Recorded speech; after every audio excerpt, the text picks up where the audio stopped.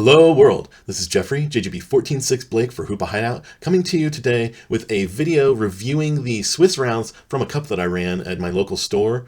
This was Oinkers Island is the store name if you ever want to check it out. It's a great store.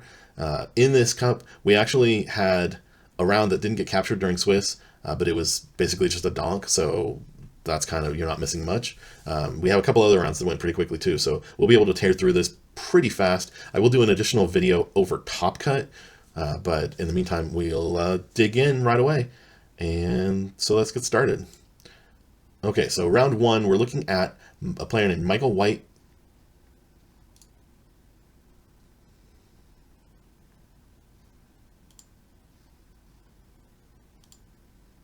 Okay, so round one, we have Michael White on the left with the London mat versus Lawrence on the right with the Garchomp mat.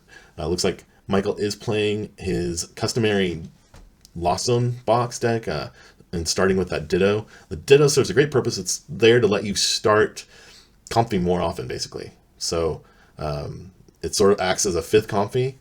It also thins your deck for you so that you are sort of playing 59 cards instead of 60. We see Michael there playing a Hisuian Heavy Ball right away and taking note of his prizes. He will do that throughout the day. Michael's very good at prize checking and actually writing down what they are so that he keeps track of that throughout the game and adjusts for it accordingly. Then we see him activate the Ditto ability and searching out a Comfy. Like I said, that's what Ditto's there for. And even if he hadn't started the Ditto, he would have probably got the Ditto at some point to just thin his deck. But it's obviously the best case scenario is when you start it and it leads to you being able to put Comfy into play right away. Of course, Nestball getting an additional Comfy. We're going to see Cramorant hit the bench as well. Now, Cramorant isn't going to be able to attack this turn no matter how many Comfies Michael puts into play because, of course, you can't attack on your first turn going first. We do see the Flower Selecting activated twice after a retreat, unfortunately having to send a Mirage Gate to the Lost Zone as well as an Energy. This is certainly not ideal for Michael, but it's also not too bad. He does have Colress in hand, so he should be able to attack next turn with the Cramorant. And we see Lawrence going ahead and putting a Vengeful Punch onto the Mismagius. So Mismagius, we see also the Radiant Alakazam, which definitely makes me think that Lawrence is playing some sort of a spread deck. He attaches the Vengeful Punch, which with the Radiant Alakazam means he's going to be able, if and when Michael takes a knockout on the Mismagius, he'll be able to spread damage counters. 4 will go immediately onto the attacking Pokemon, but he'll be able to move them around however he pleases. And of course, Michael now playing Colress's Experiment, sending 2 additional cards to the Lost Zone. That Battle VIP Pass is a great card to send to the Lost Zone now that it's no longer the first turn. Roxanne is not necessarily ideal if we get into a late game situation, but as badly set up as Lawrence's situation is, I think they were probably happy to go ahead there. We do see off of Flower Selecting, Boss's Orders going into the Lost Zone as well. We're now at 5. And it looks like Michael is just going to, let's see, he's looking for an attach and retreat play with the Comfy. Went ahead and benched the Sableye as well. Probably just to make sure he doesn't lose that Sableye to an Iono if Lawrence plays it. And then we see him sending an additional Comfy to the Lost Zone with the Lost Vacuum in order to get rid of the Vengeful Punch tool. So he doesn't take the damage counters that Lawrence was prepared for. We then see Lawrence basically saying, hey, I didn't pull an additional Pokemon. You're already deep in your deck, and you probably are going to get to the Lost Zone and just take a knockout with your Sableye's Lost Mine ability. So at this point, Lawrence scoops, and we will be headed to round 2.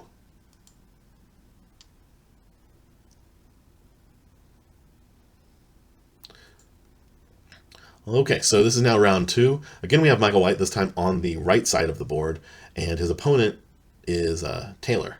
Taylor is playing Arvanzard, featuring Charizard EX, and Entei V, and Pidgeot EX.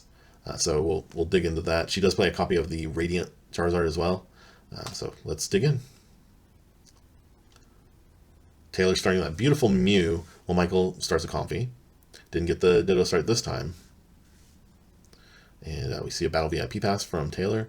My guess is that we'll see a Pidgey and a Charmander come down.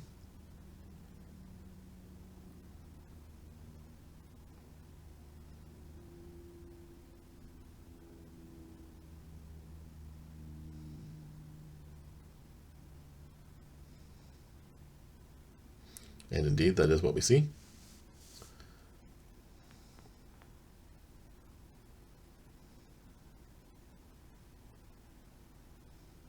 So for those of you who don't know, Pidgey evolves into Pidgeot-EX, which has the quick search ability to once per turn search out any card you want from your deck. And Charmander evolves into Charizard-EX, which has the Infernal Rain ability to attach up to 3 fire energies from your deck, however you choose, upon evolution. And now we're seeing Taylor use the ability on the Mew, that's the Trainer Gallery Mew from of the Mew from Celebrations. So she was able to select an item off of her top 6 cards, and she elected the Battle VIP Pass. So now she's searching out, getting 2 more basic Pokemon. We may see, looks like, yeah, Entei is coming down, as well as perhaps another Charmander, or no, Manaphy, which is a great choice. Assuming, I think both of those make a lot of sense. Michael's deck can certainly get things into the Lost Zone quickly, especially with him going second. He'll be able to play Colress. He plays a number of Lost Vacuums, so he could potentially get a Radiant Greninja powered up on turn 1 going second, which would enable him to take out both Charmanders, or potentially Pidgey and a Charmander. But now that is sort of removed from the possibilities for him, so definitely a good play there by Taylor. I approve the selection. And it looks like she just passed to Michael. We see, again, the start. First card played, Hisuian Heavy Ball. And my guess is we'll see that Ditto come out so that Michael can thin his deck accordingly. Ditto's ability lets you swap it with a non-rule box Pokemon from your deck.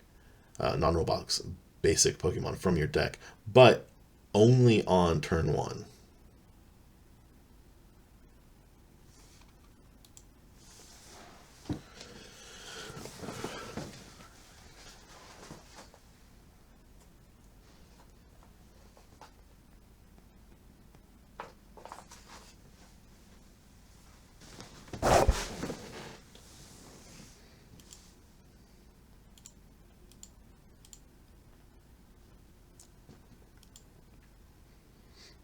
So it looks like Taylor did just pass there. And once again, Michael's first card played will be the Hisuian Heavy Ball.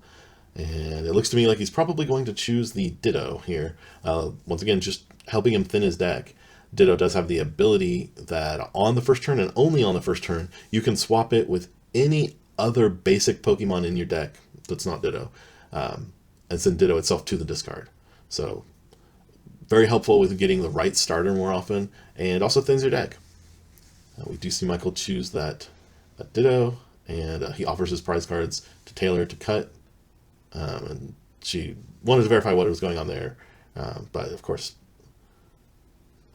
and then she elects to just pass. Most people don't cut prize cards. It's kind of strange if you do, in my opinion. Then we see Michael playing the Battle VIP Pass. I know Michael specifically is choosing to play Battle VIP here before any of the Lost Zone mechanics. He's very aware of sequencing with these cards because he knows he wants to properly manipulate the chances of drawing into the cards he wants. And like I said, it's something that Michael's very experienced with. He's taught me a thing or two over the years, specifically with Lost Box over the last few months, about exactly when to get Pokemon first versus not. And since he has plenty of opportunities to get the Pokemon he wants, he's going to want to thin those Pokemon out before he does Lost Zone mechanics. Now he wants to do Colress before playing Flower Selecting so that he has more information there. He sees 5 cards to help him decide which 2 go to the Lost Zone. That's more information than you get than if you're just seeing 2 cards and you have to pick one. So it looks like he is potentially... Let's see. I think we're looking at... Oh, it's going to be... Okay, 4 Seal Stone and a Water Energy going over to the Lost Zone. I don't know that I would have made that same choice, but I can kind of understand it. I don't think Michael wants to play a V Pokemon in this matchup if he can avoid it. So the 4 Seal Stone, less useful than it might otherwise be thought to be. We do see the bench of the Ditto and then an Escape Rope. And I expect now that Michael's going to put the Ditto up in order to thin the deck accordingly, potentially swapping it for another Comfey.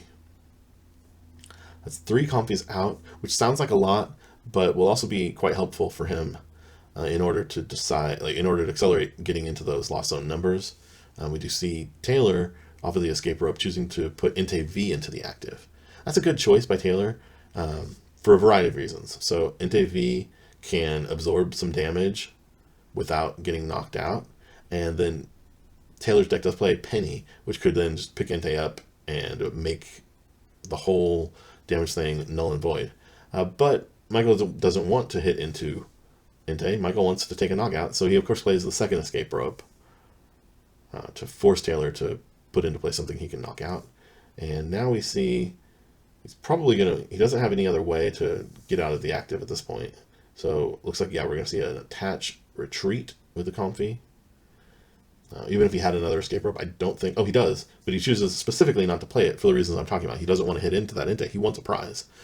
So he knocks out the Mew and gets a prize. That will set Taylor back just a little bit because she can't get an item off of Mew. She'll have to potentially... she could potentially get a rare candy off of Mew, but now she has to search out that extra card that she couldn't have gotten. Looks like she is actually playing Arven to get a rare candy as well as a Forest Sealstone. The rare candy is definitely going to evolve. She has the Pidgeot EX in hand, so now she can use the Pidgeot EX quick search ability once per turn. She can also use the Forest Sealstone to perhaps get a Charizard that way, but since she has the Ultra Balls in hand, I think it's better to indeed use those Ultra Balls, get the Charizard out this way, and potentially save the Forest Sealstone for later. You see she activated the quick search on the Pidgeot while she was there so that she could get the Charizard EX. Now she's evolved Charizard and is using the Infernal Rain ability to get 3 fire energies from her deck. Presumably she'll be attaching 2 of those to the active Charizard as well as 1 somewhere else, potentially to the Inte. And yes, that looks like what she's doing. Her last card in hand, I think, is an additional energy, so that might go on to the Inte as well.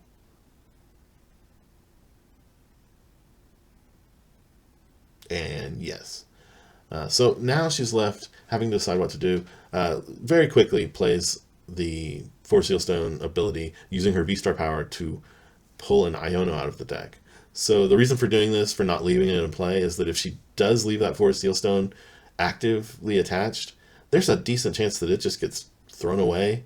Like we said before, Michael does play a lot of copies of Lost Vacuum, so he could just get rid of it and prevent her from ever being able to use that V-Star ability whatsoever. So I think it's wise that Taylor goes ahead and uses it. And Michael comes back and plays Artisan. So with Artisan, Michael can get any one prize, any non-rule box Pokemon. So even though I started saying any one prizer, but Radiant Greninja is not an acceptable selection from Artisan. But he does go ahead and get down his first Sableye.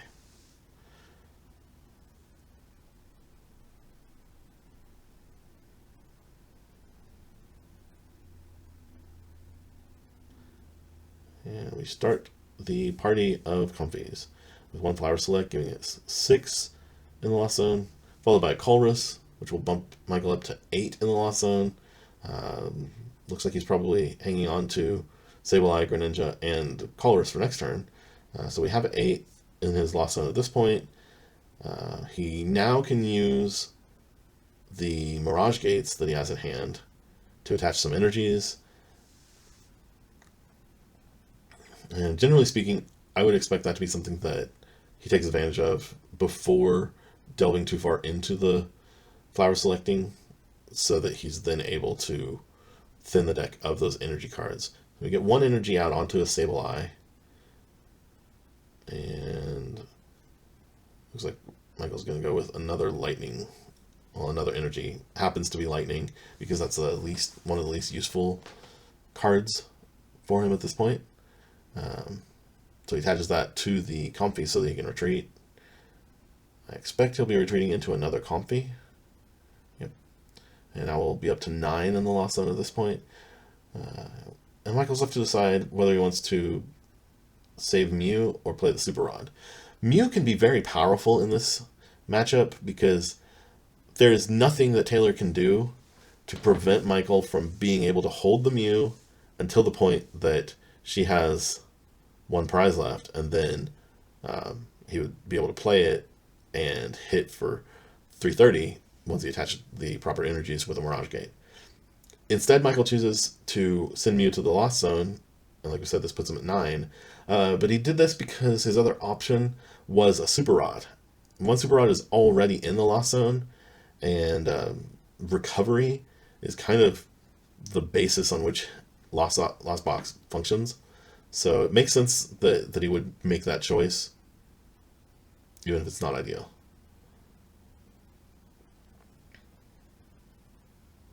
Even if, I guess I should say, even if having the Mew out of play isn't ideal. So we do have an escape rope in Michael's hand, which would enable him to get the Comfy into the last Comfy into play, so that you hit 10 in the Lost Zone. I'm not sure that there's another way for him to get out of the active, though, so we'll have to see what happens there. Michael double checking his discard, wanting to make sure that he will be able to get full use out of this Mirage Gate before he plays it, and he's attaching to Greninja and to the other Sableye. So all three have sort of begun their process of being able to be used as attackers later on. It's worth noting that Michael has not actually attached for turn, so he could do that as well still.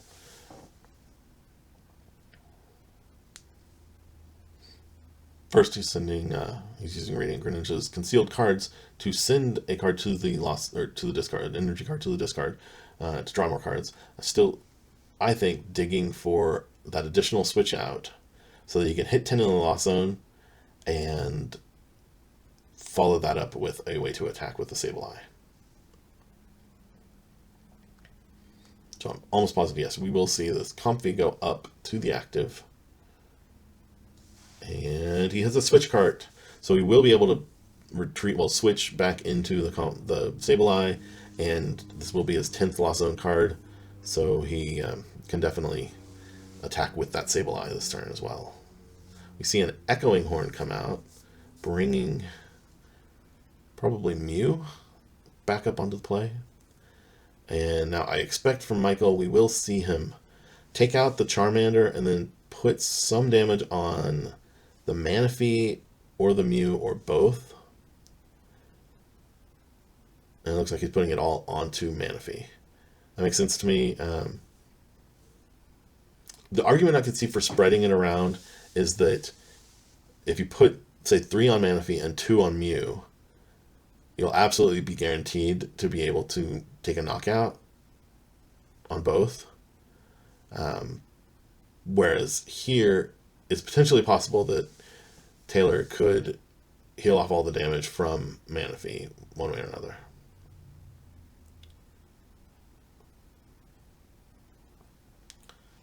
Taylor thinking a bit about how she wants to proceed. Looks like she was thinking about an Iono there, but instead she's going to quick search first. Just trying to decide for sure what she wants to get here. And she's thinking Penny. So Penny is another way that I talked about Penny earlier. Penny will enable her to pick up that Manaphy and then put it back down. It still has the effect that prevents Greninja from spreading damage, and that would also keep Sableye from being able to take a knockout. Instead, she picks up the Mew just to remove it from danger. I guess that makes some sense too. And plays the Lost City, which is a great stadium to have in play before she attacks here, because she will be able to knock out the Sableye and send it to the Lost Zone. So Michael cannot recover that Sableye. If Lost City sticks in play and she knocks out the other Sableye, it could mean that Michael is in trouble from there. You see a quick flower selecting, sending a Battle VIP to the Lost Zone. And then he concealed cards from the Greninja. And we get that Lost Vacuum. Michael very quick to Lost Vacuum away the Battle VIP pass that's useless, and get that Lost City out of play so that whatever Pokemon he has in play this turn, whatever he uses to attack, will be able to be recovered, barring an additional Lost City from Taylor. Michael here counting his cards that have been played, looking to see if he's going to want to play a Super Rod yet for recovery. Also potentially judging where he wants to go with some other plays. He chooses to go ahead and play the Colress.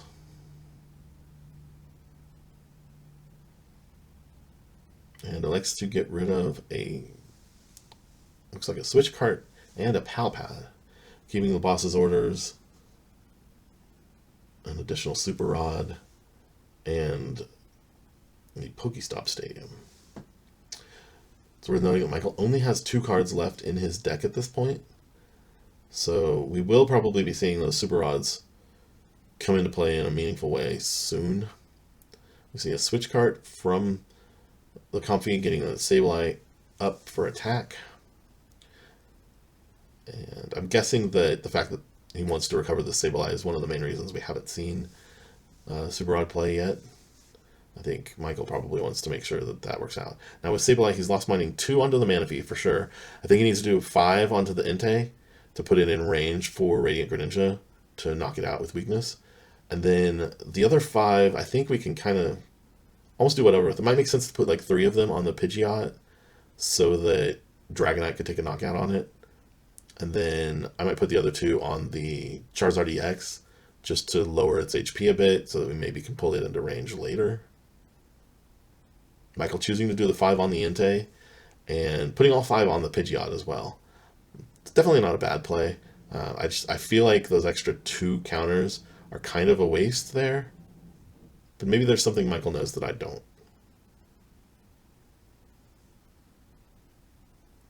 See Taylor eyeing down her discard. Looks like she's going to play a Super Rod that was moved to the front of her hand. And yeah, so she's playing Super Rod, recovering Manaphy, Radiant, Charizard, and a Charmander. She already has a Charmander in hand, and without the Manaphy, I'm not sure that it makes sense to put another Charmander in play at all. I don't know that Manaphy is even necessary at this point. So she is activating Quick Search now to get a Pokemon or a card of choice out. Looks like she's thinking about that Charizard, Radiant Charizard. It cannot attack for 1 attachment yet. Michael has drawn 3 prize cards, so it needs 2 energies to attack. So that might be a play that he wants to wait a turn for. Also, it is weak to water as well, so Radiant Greninja would knock it out and even up Michael's prize trade. Looks like instead Taylor chooses to get a Forest Sealstone, which is kind of a do-nothing card. This is just sort of thinning her deck. She's already used the V-Star. Since she's already used her V-Star ability, doesn't achieve much. But I guess it thins the deck before her Iono, which is, relevant. And Michael offering to have Taylor cut. Usually players don't choose to cut off of an Iono, but with Michael's situation, he has such a huge hand at this point that it definitely makes sense that Taylor would want to cut for more cards in his hand than in his deck. We do see that knockout come down onto the Sableye, and Michael will promote Radiant Greninja. There's a quick, no, not quite quick, but we do see a play of Colress. We see 2 Mirage Gates come down, as well as a Manaphy and a Nest Ball, with the Dragonite in hand. I can only expect that we'll see Super Rod come back, recover a Water Energy, some other kind of energy, maybe 2 Lightning, maybe a Lightning and a Psychic. Looks like 2 Lightning. Okay. So now we'll see a Mirage Gate. And it looks like putting 1 of the Lightnings and a Water onto Radiant Greninja. And now Michael has to decide if he's going to activate Dragonite or wait.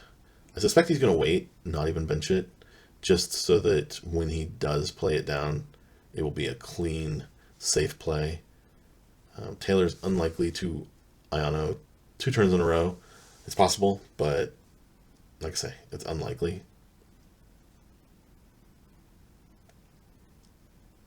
And yeah, Michael will do the Greninja attack, knocking out the Entei with weakness and putting 90 more damage onto the Pidgeot. The fact that 90 damage went onto the Pidgeot might be an argument in favor of having put all 5 of those counters onto the Charizard earlier, because we kind of knew that Radiant Greninja was going to be the attack. But at the same time, having 140 left, with Taylor having 3 prizes, it does sort of allow Michael an extra avenue toward winning. We do see Taylor play down another Lost City.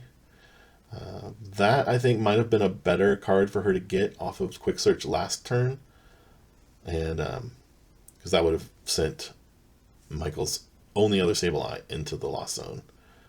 Whereas now he can potentially recover it.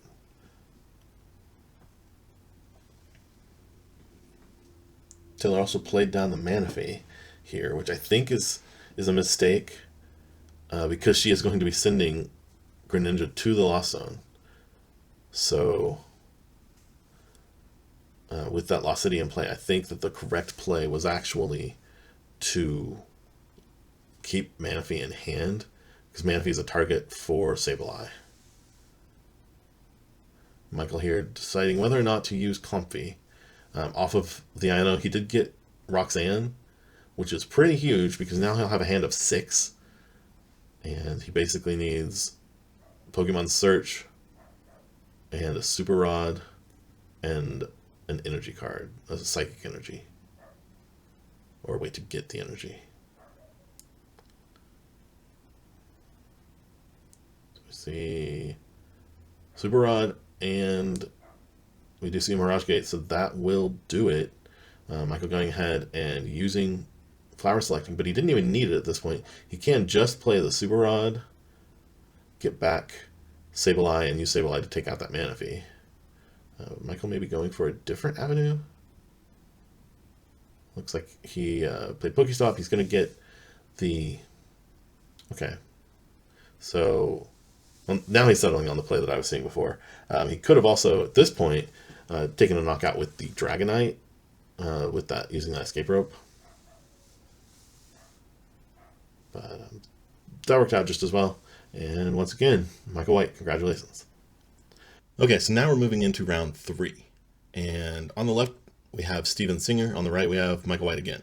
So Steven is playing his Hisui and Zoroark deck. And unfortunately, he just had to attach and pass. Now we do see Michael go ahead and bench the Ditto. That was his top deck, or he would have started it, I'm certain. And he doesn't get to pull off the Hisuian Heavy Ball play that he's made in the first 2 rounds. So now he's playing a Nest Ball, and he's actually just going to go through, more or less sort the deck as he checks his prizes. So we're going to be here for a little bit because he does go through and identify pretty much every prize.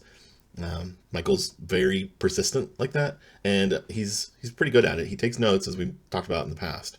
So as he's going through, we're just going to speed through this.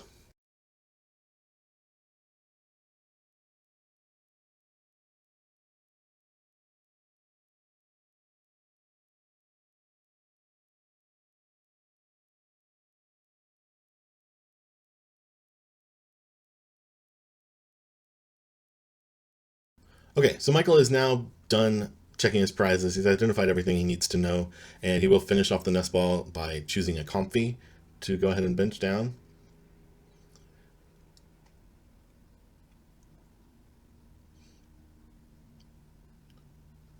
And it looks like he has a couple of switching cards in hand. I'm positive that he will switch the Ditto into the active first. He wants to make use of that Ditto's ability to thin the deck by a Comfy, removing one of the types of cards that he doesn't want to see. This way he increases the chances that it'll draw into what he wants to see, which right now I suspect is probably a Colress. So we'll see a Flower Selecting here, and he does have another switching card in hand. So, oh, and it worked out. He has to get rid of an escape rope, but he does get Colress to increase the Lost Zone count and draw 5. So very good. And that's the perks of proper sequencing. So here, part of me thinks that, I don't know, I think I'd actually hold on to the Artisan because we have the Lost Vacuum in play, so we can get more Pokemon out with it and then Lost Vacuum it away. And yeah, that makes sense too. We don't need the Battle VIP pass if we're gonna use Artisan and we already have a Greninja in hand. So I suspect that Michael will play the Artisan down. Oh, he goes ahead. He uses Radiant Greninja's Conceal Cards ability first. That makes sense too. If what he was looking for was to potentially get 2 more Pokemon out, concealing cards increases your chances of doing that over thinning it out of the deck with the Artisan. So we'll see what the final Pokemon he gets here. It looks like it's going to be a Comfey. I can see a Comfey or a Sableye here. Either kind of makes sense. He will end up with at least 5 in his Lost Zone. I'm sorry, at least, well, a little bit 4 and then 6 once he Lost Vacuums the stadium. So I could see just going with the Sableye, thinking that, we'll get there pretty much either way. But making sure, having the extra Comfey in case it gets knocked out or is otherwise taken out of play, just having that little extra bit to ensure that we get up there is probably worthwhile. So we see Flower selecting here, get another switching card in the Escape Rope, and yeah, we definitely have to let the Mew go, even though the draw power can be nice, in order to get that Escape Rope so that we can then, so that Michael can then continue rolling through. Turns out that he's faced with a decision between one VIP pass or another, and then he's going to go ahead and play the Lost Vacuum. Go out. He now has 7 in the Lost Zone already, and he's going to manually retreat to get the Cramorant up and into the active. Of course, Cramorant uses the Spit Innocently attack now that there's more than 4 cards in the Lost Zone. And Steven starts off with the Ultra Ball, trying to decide what he's going to get. I assume he has a V-Star in hand, since it looks like he's eyeing down just another Zoroark V. Because otherwise, I would think you'd get the Hisuian Zoroark V here. Otherwise, I think you would get the V-Star.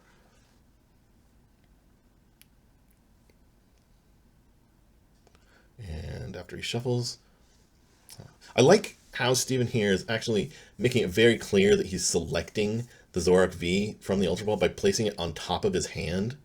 Then he picks it up and he just puts it into the hand. So that's very clear play. I like that a lot. We do see him attach a double turbo energy and then evolve the active into the V-Star. And he fires off with Hisuian Zoroark's V-Star ability, which lets him discard his hand and then draw 7 new cards. And immediately he activates Gengar's ability to come out of the discard with 3 damage counters on it.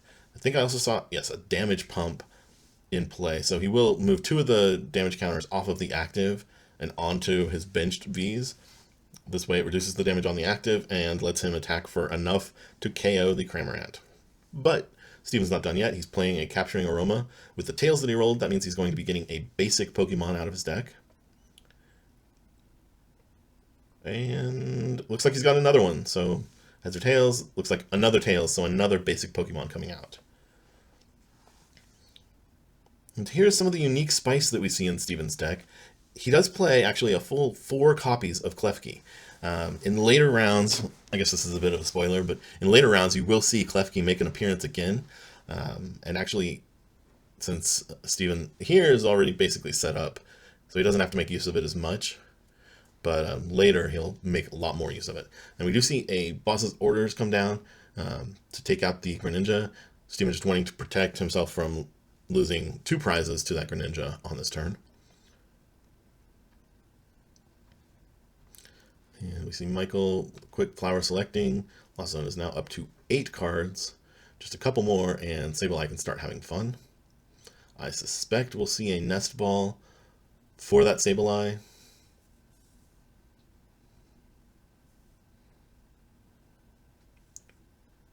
And looks like Michael is double checking how much energy he has remaining in deck.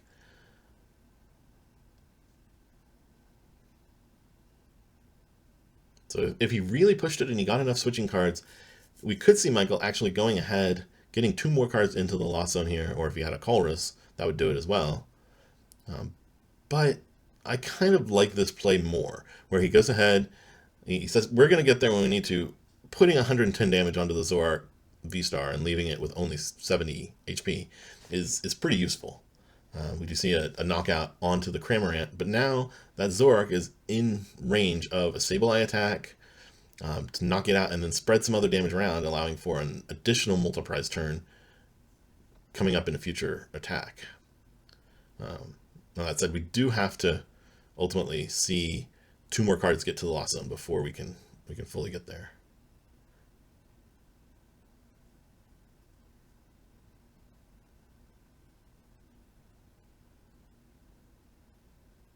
Michael deciding that it is worth it to Lost Zone the Psychic Energy.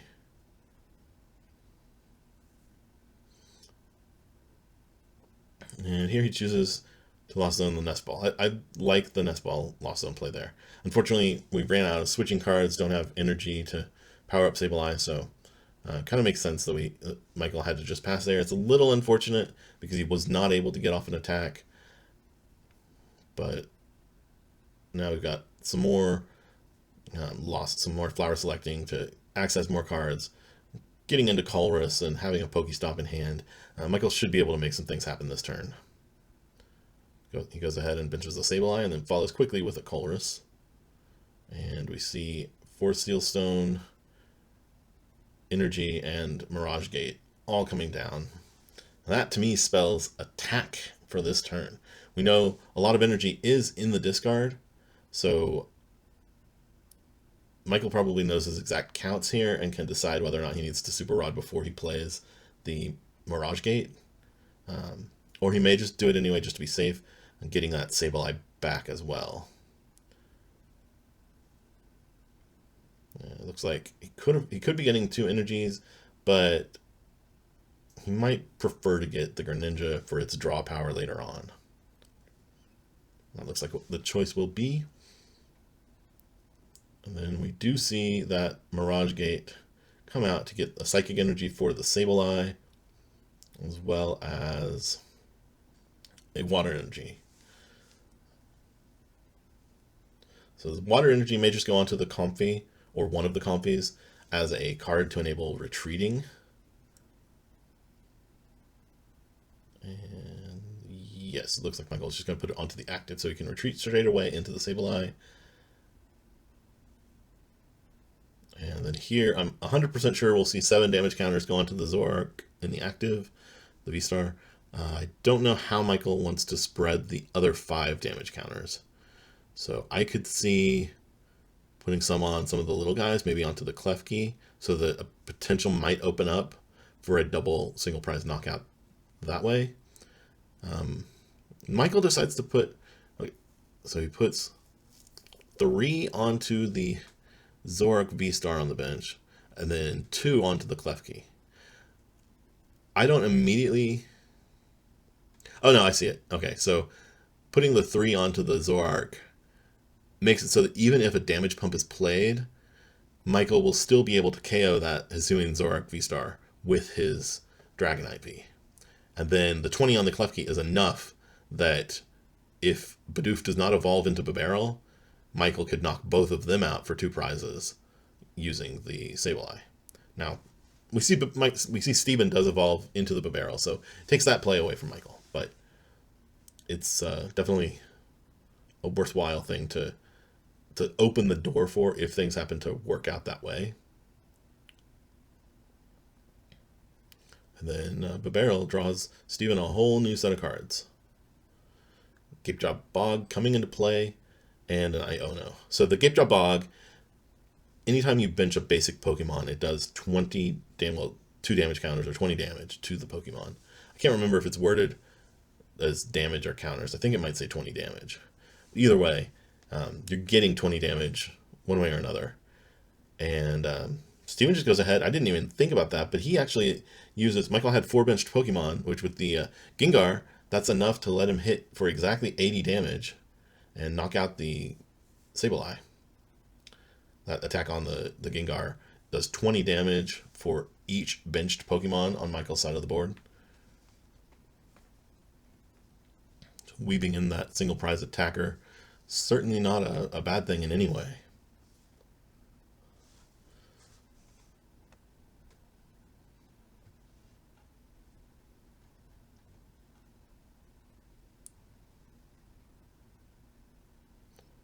Michael choosing between Mirage Gate and Radiant Greninja. Unfortunately, having to just go with the Radiant Greninja and losing that Mirage Gate. And then the promotion of the Clef Key meant that Michael wasn't going to get to do any more flower selecting this turn. So he had to just go ahead and switch right away into the Sableye.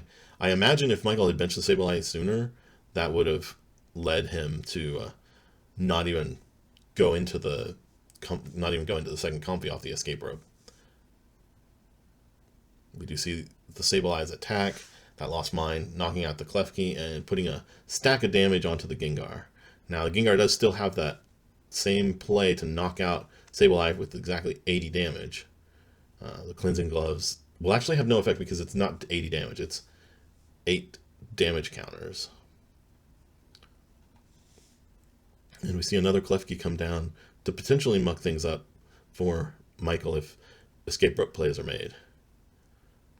Damage gets shifted around again with the damage pump, just trying to make it harder for Michael to get multi-prize turns. And then we do see Steven play a research to get a full new, fresh hand of cards. Ultra Ball discarding another Gapejaw Bog and a Professor's Research in order to get another copy of Gengar. Now it's interesting because Gengar is a stage 2. So you can't, like, having another copy does not make it so that you can bench it immediately. You actually have to discard and pull it out of the discard with its ability unless you're evolving it up through normal means. Then, of course, we do see Gengar take that knockout. And I believe that leaves Steven with just 1 prize remaining, whereas Michael has 3. I don't think there's any avenue here where Michael can take 3 prize cards. I'm not even sure if he can take 2.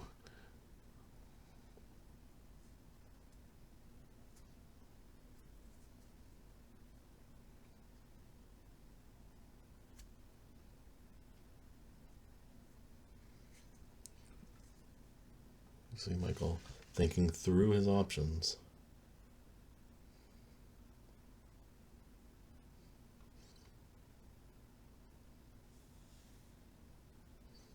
And we will see a Colress get played. This Colress reveals some other Colresses, a Lost Vacuum, Dragonite, and Energy. So one thing that Michael could potentially look for is to attack the active with Dragonite and hope that Steven isn't able to KO the Dragonite.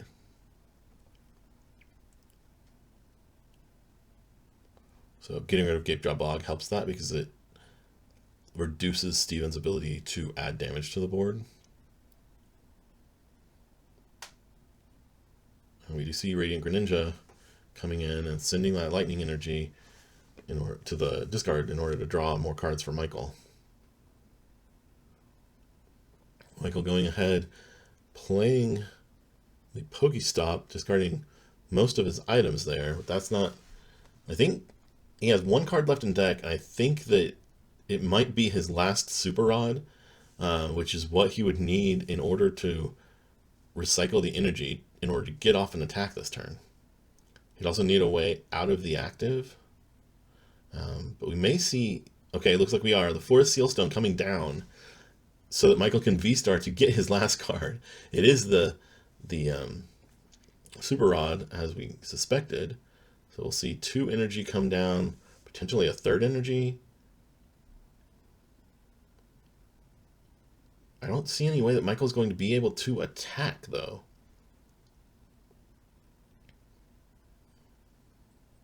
Getting access to the last energy. So he can attach onto Dragonite now, and he can play the Mirage Gate to get 2 of the 3 energies remaining out. He still has no way to retreat, though, unless he attaches an energy to the Comfy.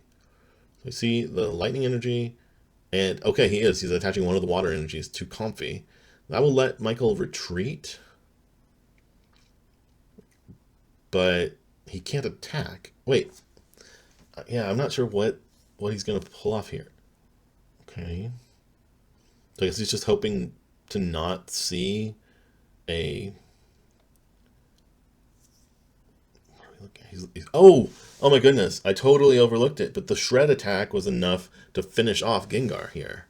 So after that knockout, we do see Michael. His final card is a Mirage Gate. And we see Steven. He goes ahead, he plays the Pokestop. Now, if Steven leaves Zoroark V-Star in the active, and Michael can attack it, Michael will win. With just one card remaining, I'd almost think Steven would not have anything else in the active. Michael, maybe overstepping a little bit, but trying to keep his opponent's board state clean. And then we see, okay, Steven plays an Iono. Michael scoops up there because he had 2 prize cards remaining, which means that he will shuffle the one card, put it under, obviously that's just, no effect of shuffling one card, but then place it under the other card that's left in his deck, and then he has to draw both. So going into Michael's turn, he would just lose because there's no cards for him to draw. So a fitting conclusion, I guess, to this matchup that was actually very close in the end.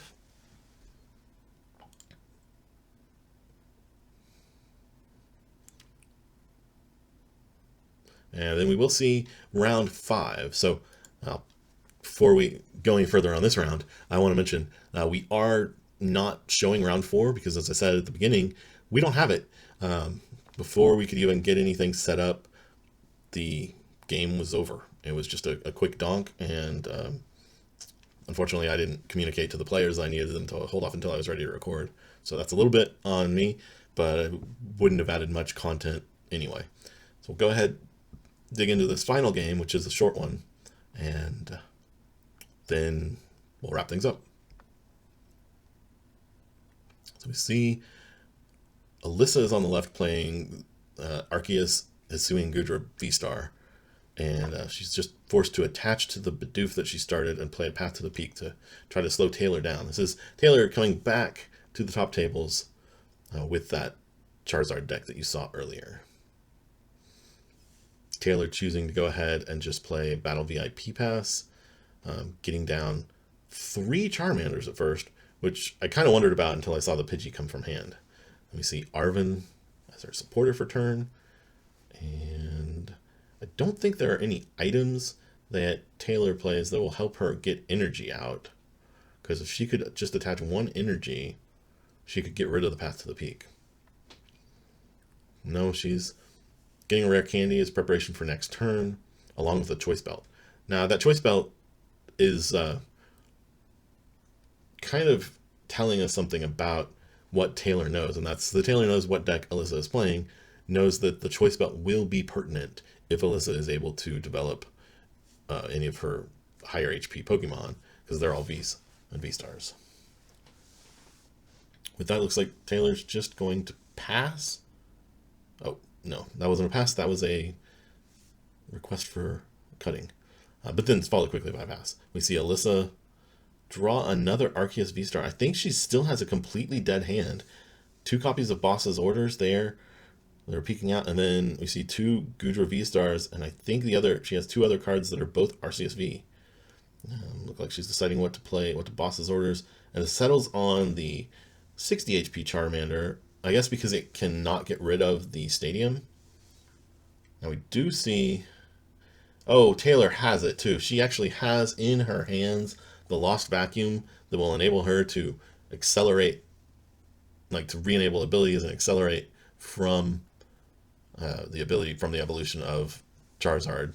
So we'll see, yes, Lost Vacuum gets played since Path to the Peak away.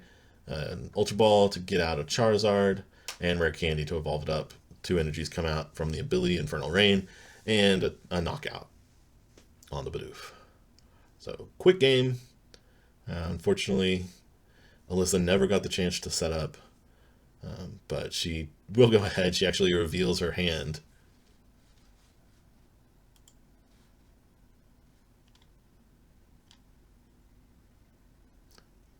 She actually reveals her hand so that Taylor can share in her misery. But with that, we are wrapping up the Swiss rounds. That's all we had for the first cup here. We will be back with another episode following this one, showing the 3 top cut rounds. We had a top 8, so you'll see 1 of the top 8 matches, 1 of the top 4 matches, and then finals. That'll be a separate video. Thank you for tuning in to this. Hopefully you enjoyed it, and if not, let me know in the comments. But even if you hated it, I'd still love to have a like on the video, and a subscription will definitely help the channel go far. So let me know what you think. If you want to see more of these, I'll do more. If you don't want to see more of these, let me know and I'll do something else. And with that, this has been Jeffrey, JGB 146 Blake for Hoopa Hideout, signing off. Thank you for watching.